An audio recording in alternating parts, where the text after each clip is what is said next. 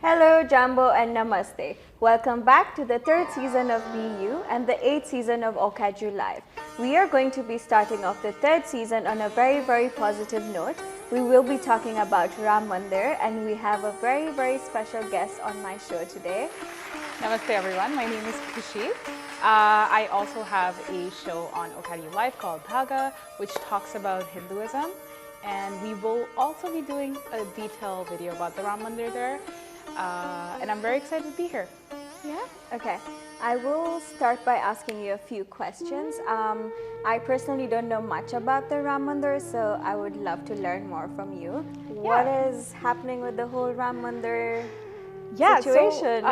So on 22nd January, a very historical moment took place in the history of the entire world. After 500 years, a piece of indigenous land was reclaimed by Hindus in India for the birthplace of the Hindu god Sri Ram. So, and on 22nd January, that mandir was inaugurated after struggle of years, a legal battle, a very long legal battle that took a lot of effort by both the parties, and it was a huge moment in history. So yeah, I mean it's a very interesting thing that has happened, and I don't think that any indigenous group around the world, despite of thousands of years of colonization, has been able to take their own land back. So it's a very interesting thing that is happening right now. Yeah. And why has there been so much hate against this? A lot of it is propaganda. I mean, there's a lot of emotions involved with the Ram Mandir because in the 1500s, India was invaded by Mughals. The founder of the Mughal Empire in India is Babur. So Babur, one of the religious expansion and conquering strategies was he would go to these villages and these cities, loot temples and break down temples and demolish temples in order because temples were, number one, a cultural hub, and number two, also a financial hub, and where you could find gold and silver and a lot of money as well. So he would loot those, he would break temples. One of the temples he actually demolished was the Ayodhya Ram Mandir. That Ayodhya is considered birthplace of Sri Ram, and the temple he demolished to build the Babri Masjid was the birthplace of Sri Ram. So it was something that held such huge significance to Hindus, and that being demolished. So there's records of Hindus from 500 years ago, the British kept records. When India was under the Islamic rule for a little bit of time, there have been records kept by the Mughals as well about Hindus coming and paying reverence to that land. And then after a very long and painful and a bloody struggle of 500 years, this mandir is now finally built, and the land is, the entire Ayodhya is now developed as Raja Ram's kingdom. Yeah. How do you feel about that? I personally feel very excited. There has been a lot of controversy, especially I think when we live in the Western world, there are a lot of narratives that are pushed about the eastern part of the world. And sometimes that distorts facts. People don't know enough about the history, and they only consider a part of the history. And you can see that not only with Ram Mandir, but with other conflicts around the world too. That, anything from Asia or Middle East, when it comes to the North America especially, only half of it is transferred. And history only starts at a certain point for certain people. Call it lack of research or propaganda as well. There's definitely, but it's been a celebratory moment for me personally, and I know for many Hindus, it was an emotional moment as well. There has been huge celebrations all across North America, car rallies and because when the mandir was being inaugurated, it was 3 a.m. in the morning, and I've seen hundreds of people in the temples just getting together and like people crying, and it was such an emotional moment. And I think even for the younger generation who doesn't know about the struggle, the Ram Mandir has like unified us. And with Hindus, the biggest issue sometimes we face within our own community is because Hinduism is so vast and it's so, there's so many things and it's so open that there can be a lack of connection and a lack of unity at times, and everybody, is separated in their own little groups or in their own little subsects. But what the Ram Mandir has done is actually act as a unifying force with not only Hindus, but also other dharmic religions. So I know people from all dharmic religions who have, which is dharmic religions being Buddhists, Jains, Sikhs, and Hindus, all sects of these dharmic religions celebrating this occasion and celebrating it with full, going all out. And, like there has been celebrations not only in North America, but even Russia, in South Korea, Japan, and it's such a huge moment and such a historical moment, because Ramayana and Sri Ram also play a role like in South Asia as a whole. So there's a lot of history related to Thailand, Japan, Korea, related to the empire of Sri Ram. Yeah. I know there was a big celebration back at home in Kenya as well. Yeah. Everyone was celebrating, everyone was on the streets and they were going crazy. So this is very, very interesting. The young generation that don't know much about anything, I come in that generation. I fall into that category. Yeah. So for our audience who don't know who Ram is, do you want to explain to us who is Ram? Of course. So whenever that is disturbed and when there's too much evil, it's said that Vishnu, who is the preserver of all creation, he will take an avatar on the earth to destroy evil and restore the order of peace for everyone. The story of Ram dates back to Rishi Valmiki writing it in the Treta Yuga. So we have yugas, the cycle of time. So in the Treta Yuga, Vishnu took birth as Ram when the balance of the earth was destroyed by this demon named Ravan. And Ravan was a demon, and he lived for thousands of years, and he raped a lot of women. He was just an evil king. It's basically, Ravan was a very well-read person. However, his ego took over. So he thought that he was the, end all be all, the most powerful person. The story of Ram is Ram was born in Ayodhya to the king of the Sun dynasty. So Ram is known as Suryavanshi.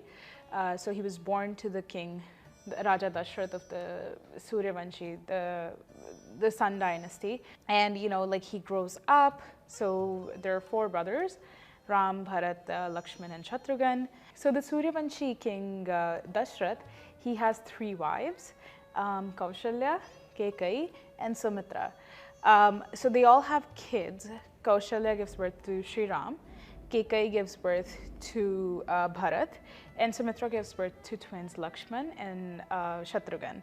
When these kids are growing up, they're all like a very close family. When the coronation time comes, Dashrath says that, like Ram is the most qualified of all of my sons.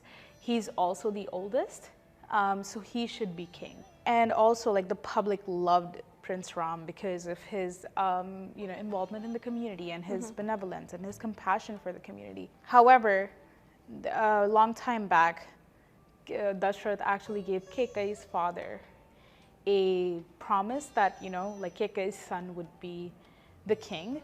So, Kekai gets manipulated by another character of Ramayana. We can get into Ramayana more another time, but Kekai gets manipulated by this other character called Mantra, and she pushes Raja Dashrath that, my son should be the king. So there's this line in Ramayana that Raghukul Reet Sada Chali Aayi, Pran Jai Par Vachan Na Jai. So that means that in the dynasty of Suryavanshis, there is this tradition that has been coming from ages, that you have to keep your promise. That Pran Jai Par Vachan Na Jai, that means like, I'll let my life go, but not the promise.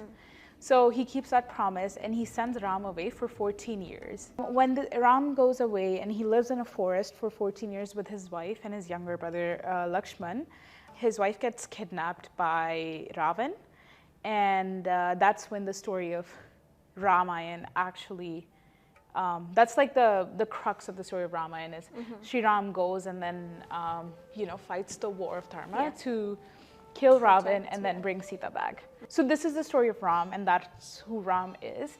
Raja Ram is known as, king of people, and people loved him. And he's also known as Maryada Purushottam, which means Purush means man, and Uttam means like the ideal man. So he was always an ideal son, and a very obedient son, a very an ideal husband, as well as being like public loved him, and he was a fair ruler. Yeah, so that's like the story of Sri Ram and who Sri Ram is. The next question I have for you is, how did the whole Ram Mandir situation affect the economy of India? Economy of India, the economy of Ayodhya has tripled since 2018, 2019. When a mandir is built in India, it's not just the mandir itself, but there's a concept called Tirth Kshetra. So a mandir is known as Tirth, and the Kshetra would be the city surrounding the Tirth. So they would develop the entire Tirtha, that, okay, this mandir is being built, it's now a space for tourists, because there's going to be a lot of tourists, and there were a lot of tourists. Yeah. Like the first day of the inauguration, 300,000 people visited that mandir. Yeah. And with development of that, they have developed houses, they have developed hotels, they have developed restaurants. Like so much employment has been given to the people of Ayodhya.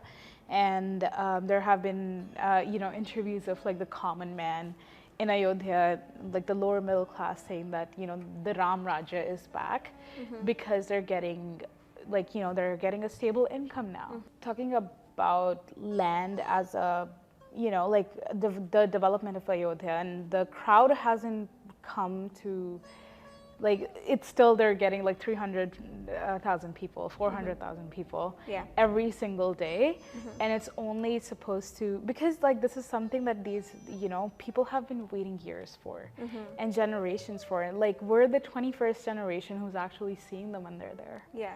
So, watching everyone from aged 2 to 91 and seeing this mandir, and it's become that you have to go to Ayodhya if you're going to India. Yeah. And or you have to visit. It's become a very sacred pilgrimage. Talking about Ayodhya as a city, so many local artists got so much work. Yeah. I follow this artist on Instagram, and he used to make illustrations and animations. So they've developed the entire Ayodhya. So a few sculptures in the Ayodhya city are based off of his illustrations. So many local artists have gotten so much work, and but it's very heartwarming to see the development of the city, and and how and also how a temple city works. So what was the real struggle behind Ram Mandir? The real struggle behind Ram Mandir, it's actually quite emotional if you really get into the deep details of it. But when the Ram Mandir was demolished, right, it was there has been a lot of evidence written by the British that, some Hindu people come here and then do this ritual. We have the ritual of doing a parikrama, right, which is going around the temple or going around the deity. So they would do parikrama around the Babri Masjid. Yeah. Because land in Hinduism, we worship land as well. Before any building is built, or especially, and this is a mandir, before that mandir is built, we would do bhumi pujan, or worship the land, and worship every or bless every brick that goes into that structure. So there was a lot of that evidence that has been collected, and like I mentioned, we're after 21 generations this mandir has been built. Coming to 1990s, this a group of Hindu activists went and actually demolished the masjid, because The government wasn't very supportive at the time. And there were a lot of riots in multiple places in India. So many Hindus died. The government also at times just sanctioned killings of people, and people were shot on sight. There has been stories of like, like entire families being destroyed just fighting for this mandir. The statistical record is about 300,000 people that have passed away just fighting for this piece of land and just wanting a piece of indigenous sacred land back. And then in 1990s, it became like officially a disputed land. And in 2000s, it was actually picked up by the courts and people took it to court. And the interesting thing about that is that when it took to court, it wasn't a person fighting the case. So it was Ram Lala itself. And the lawyers were representing the deity Ram in the court. So that was the most interesting thing about this. And there has been even the lawyers like talk a lot about like these spiritual experiences that happened when the case was going on. In 2019, the verdict was finally delivered and the Ram Mandir was given to the Hindu side or to Ram Lala, and he got his home back. In 1990s, when they demolished the masjid, they actually found the idol of Sri Ram, like quite at the surface level when they demolished it. So when the activists demolished it, so since from 1990s till like 21st January, the Ram Lala idol was living in a tent. And he was living in a tent for so many years and then underground for so many years before that. The archaeological evidence, if we get into that, because one of the biggest controversies that is being pushed by people, and I think it's because lack of research, honestly, is that the mandir did not exist, and it was like the masjid was built on vacant land. So the archaeological survey actually shows that land was in use for something since 2 BCE, like 2nd century BCE. And then a huge structure was built on it around 2nd century AD. And then like the inscriptions that they found, the pillars that they found, and the idols, there were a lot of like pillars with like typical Hindu imagery of like a kalash, right?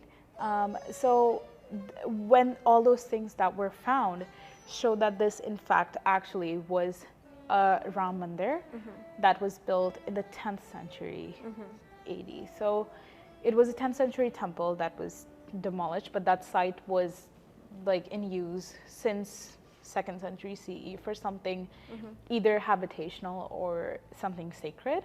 And it was also found that when the masjid was built, they actually used the deep and strong foundation of the mandir to build support there. So and the other controversy that arose from that evidence was, how could you confirm that was a Ram Mandir or that was the birthplace of Sri Ram? Inside it, they found a 12th century inscription, like a slab, which they called Vishnu Hari inscription later. And it had the words Janmasthan and the story of Sri Ram and the stories of Ramayana. And then like there was archaeological surveys, but then a historian by the name of Meenakshi Jain, she actually went on research. So when she was doing her research, she found these British documents that were written about some pillars, and this British historian at the time in the 1700s doing 17 or 1800s, I'm not too sure, but doing research on Rig Veda and how Rig Veda has like these geographical locations. And from those locations, they were actually able to decode that Ram Mandir in this particular space was in fact the birthplace of Sri Ram. And this was all proved in the Supreme Court, which is the highest court of India. So after so much archaeological survey and so much archaeological research and research of just what different historians have written on it, this was proven. So I think for a lot of people to say that, no, this was not an indigenous land, it's pretty ignorant. I do understand the emotional aspect that comes from your own, you know, like a piece of your religious identity being destroyed. Yeah. But reparations are being made.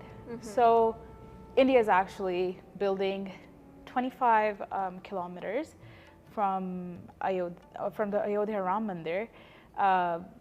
The Muslim side of the court case has been allotted, I think, 8 or 9 acres of land to build India's largest mosque. The construction has already started, and the Imam-e-Halal from Mecca, he will be a part of the inauguration of that mosque.